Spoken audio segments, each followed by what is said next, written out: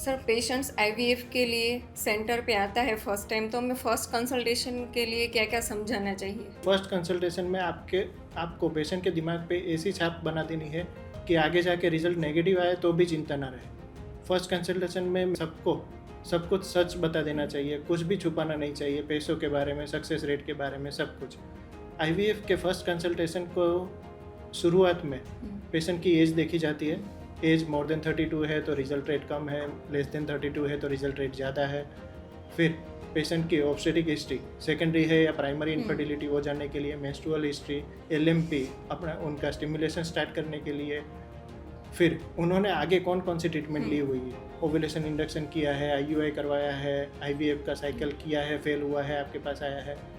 ये सब जानकारी लेने के बाद पेशेंट की डिटेल सोनोग्राफी करनी चाहिए। डिटेल सोनोग्राफी में यूट्रस की कोई एनोमली है या नहीं है, अंदर की एंडोमेट्रियम लाइनिंग कैसी है, ओवरी में फॉलिकल कितने हैं, ओवरी एडहेरेंट है या नहीं है, या तो और कोई दिक्कत है या नहीं है।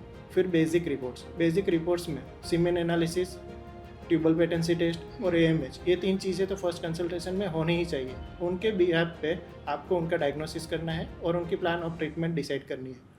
हर एक पेशेंट की प्लान ऑफ ट्रीटमेंट अलग अलग रहती है और उनकी एज, एएमएच और एएफसी को लेके उनका सक्सेस रेट डिसाइड होता है। तो पेशेंट को पहले ही कंसल्टेशन में उनकी प्लान ऑफ ट्रीटमेंट और सक्सेस रेट के बारे में पूरी जानकारी दे देनी है। सक्सेस रेट बताने के बाद पेशेंट को कौन सी ट्रीटमेंट में कितना खर्चा होगा वो भी डिटेल में समझाना है।